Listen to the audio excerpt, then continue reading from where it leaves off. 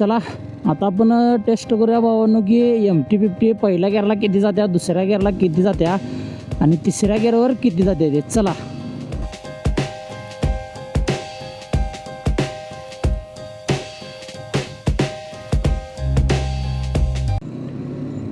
थांबा, चालू करूया थांबा.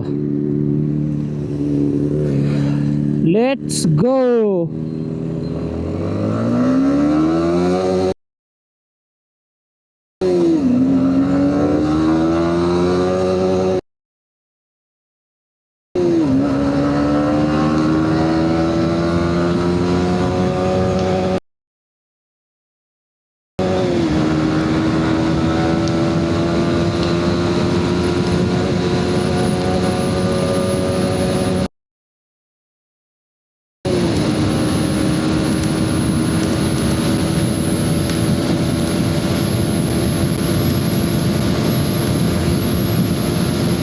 जात्या तरी पण घुमत्या गाडी आपली सुट्टी देत नाही. फक्त याला जरा पॉवर प्लग आणि एअर फिल्टर बदललं की नाही विषय झाला मग गाडीचा. अजून 5वा गेअरच आहे तरी पण गेल्या जरा कमी 130ला.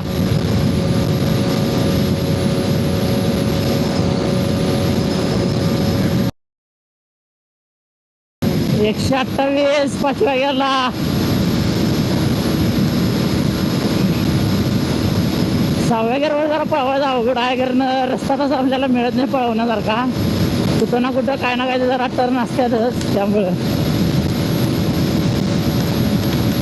काय एक गेअर बदलल्यावर फक्त आहे तेवढ्यावरच चालले. काय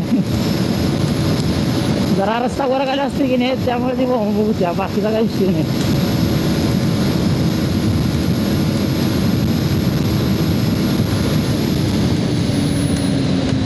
हा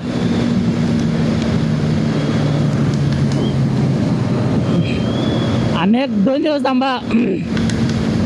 आता नेक्स्ट ब्लॉगमध्ये पाहून आपण बघायचं आहे की Z9 पहिल्या गेअरला किती जात्या. कारण आपली जेवढी 5व्या-6व्या गेअरवर गाडी पळते तेवढी ती पहिल्या आणि दुसऱ्या गेअरवर गाडी पळत्या. म्हणजे विषय झाला आहे.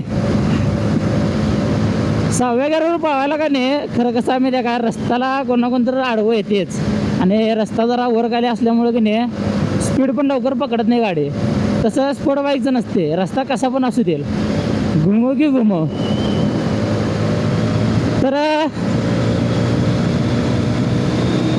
संडे राईड वाया जायला नको म्हणून तेवढीच बारकी जरा राईड काढल्या आणि तेवढं जरा किरकोळ व्हिडिओ करूया म्हटलं. जबरदस्तमध्ये लय जणांचं कमेंट आली की Z9वर ब्लॉग पाहिजे आपल्याला. आपला जो नेक्स्ट ब्लॉग येणार आहे ते Z9वर येणार आहे. आजचा आपला ब्लॉग आहे MT-50वर. आणि 2026मध्ये जर तुम्ही MT घेणार असला भावानो तर घ्या. खरोखर सांगतो गाडी खरोखर सांगतो लय भारी आहे गाडी. स्पीड म्हणा, ॲव्हरेज म्हणा, मेंटेनन्स म्हणा सगळीकडनं आपल्याला परवडत्या. इंजिनच्या मानाने एवढी स्पीड देणं गाडी म्हणजे चेष्टा नव्हतं. आणि हे फक्त यामा कंपनीच करत्या. कारण 155 cc इंजन आणि 155 गाडी पळणं विषय हार्डच आहे. टॉप स्पीड मारलो गाडीला ते पण म्हणजे मी 148 149 मारलो आहे टॉप स्पीड.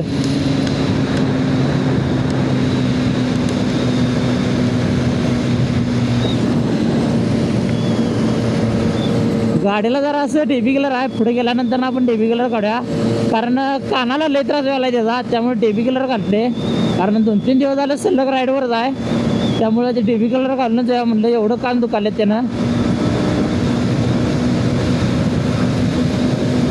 आणि ज्यावेळी वजन भावनं टॉप स्पीड 148 149 मारले की नाही त्यानंतर परत पळवायचे विना झाले तेवढ्या स्पीडला. कारण आता जरा पहिल्या तरी रस्ते राहिले नाहीत आणि पहिला मारलेलं ज्यावेळी गाडी घटलेलं त्यावेळी. त्यानंतर काय एवढं टॉप स्पीड मारलं नाही अजून. आता आपण थांबल्यावर बघा की आपल्या गाडीला आपण काय काय मॉडिफिकेशन केले काय काय नाही आणि गाडीचा मेंटेनन्स किती येते आणि काय काय येते, गाडीला खर्च किती आहे काय आहे ते सगळं तुम्हाला डिटेलमध्ये सांगणार आहे पुढं थांबल्यानंतर ना. कारण भरपूर जणांचं कमेंट आहेत भावनो की गाडीला ॲव्हरेज किती आहे, मी पण गाडी घेणार आहे, गाडी घेऊ का नको, मेंटेनन्स परवडते का नाही. आणि बाकीच्यांच्या गाड्यांचं कसं माहिती आहे का भावनो, लई जण मला म्हटलं की माझ्या गाडीला 40 ॲव्हरेज येत्या 45 ॲव्हरेज येत्या, एक जण म्हणतात की 40च्या पुढे ॲव्हरेजच भेटत नाही आम्हाला गाडीला. तर असं काय नाही आहे, कारण जरा काय जर समजा ऑइल बदलीला आली आहे, काय जर गाडीत मेजर इश्यू असला तरच तुम्हाला गाडी कमी ॲव्हरेज येणार आहे MT पावनं. नाहीतर आपली गाडी खरं सांगतो तुम्हाला 50+ ॲव्हरेज गाडीला कंपल्सरी आहे. 50+, तुम्ही कुठल्या पण राईडला जावा 50+ ॲव्हरेज येते मला. तो पाहिलं तुम्हाला गाडीला माझी ॲव्हरेज किती आहे. गाडीतलं सगळं पेट्रोल सपवतो, त्यानंतरनं 1 लिटर आपण पेट्रोल टाकूया गाडीत आणि गाडी किती पळते हे आपण बघूया. हे पण आपण ब्लॉगमध्ये आपण करून टाकूया एकदा, विषयच नाही. कारण भरपूर जणांचं कमेंट आहेत ॲव्हरेजबद्दलच, त्यामुळं. तर आपल्याला जायचं आता पलीकडच्या बाजूला, कारण तिथंच आपल्याला सगळं शूटबीट घ्यायचं आहे. तिथं आम्ही त्याला व्हिली पॉईंट म्हणते, कारण इथं एवढाच या सोलापूर हायवे हो, इथंच भावानं फक्त प्लेन रस्ता आहे, म्हणजे एकदम स्ट्रेट आहे रस्ता. नाहीतर पुढं तर नाही, पुढच्या बाजूला कुठेतरी गेला की नाही टर्निंग पॉईंट 3 जास्त आहे हो. त्यामुळं इथं जे आहे ते इथंच प्रॉपर व्हिडिओ होणार आपला. त्यामुळं आणि बऱ्याच दिवसातनं भावानं राईड चालू आहे, बऱ्याच दिवसातनं.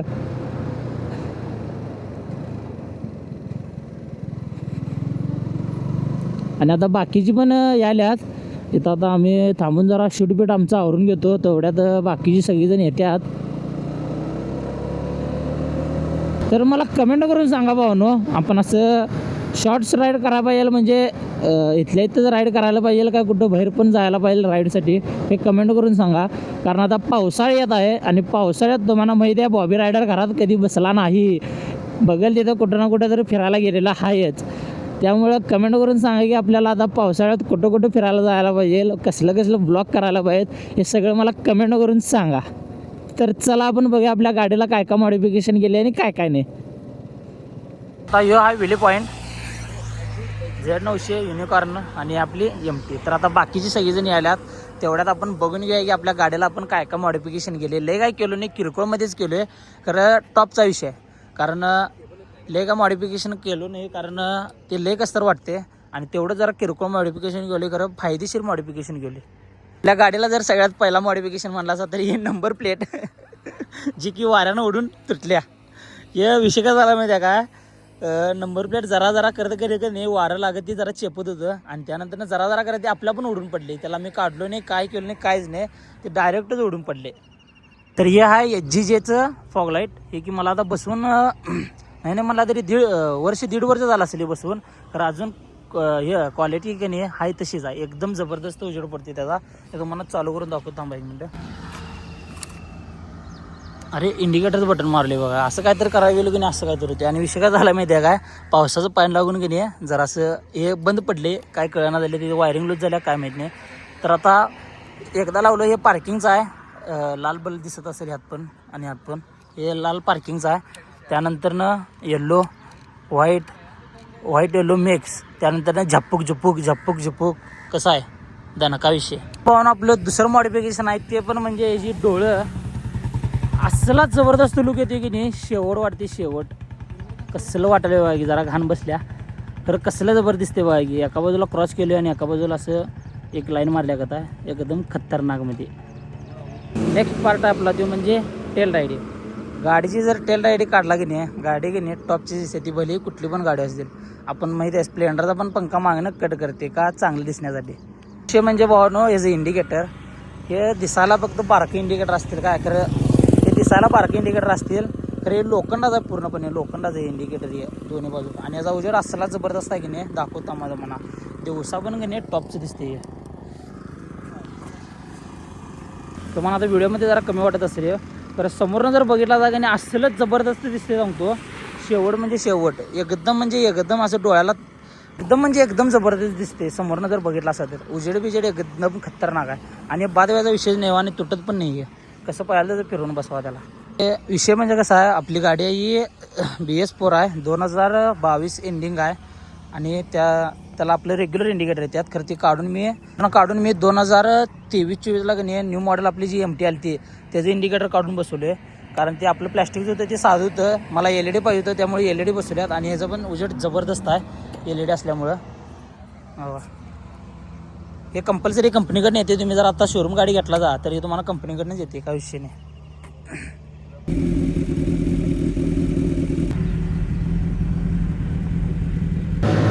भावानो आजचा ब्लॉग आपला कसा वाटला हा कमेंट करून नक्की सांगा आणि चॅनलला लवकरात लवकर जाऊन सबस्क्राईब करून घ्या भावानो आणि घंटी टना टना टना वाजवा आणि नेक्स्ट ब्लॉग भावानो कुठल्या पॉईंटवर पाहिजे ते तुम्ही मला फक्त सांगा म्हणजे गाडीवरती पाहिजे Z900वरती पाहिजे का Z900वरचं साऊंड गाडीचं टेनरचा साऊंड पाहिजे कुठल्या गाडीचा आवाज पाहिजे ते फक्त कमेंट करून सांगा आणि कुठल्या गाडीवरती ब्लॉग पाहिजे ते पण कमेंट करून सांगा आपण लगेच तयारी करूया त्या ब्लॉगची फक्त एक कमेंट टाका की कुठल्या गाडीवर तुम्हाला नेक्स्ट ब्लॉग पाहिजे आहे तर चला व्हिडिओ आवडल्यास लाईक करा शेअर करा कमेंट करा आणि जाताना आपल्या भावाला सबस्क्राईब करायला विसरू नका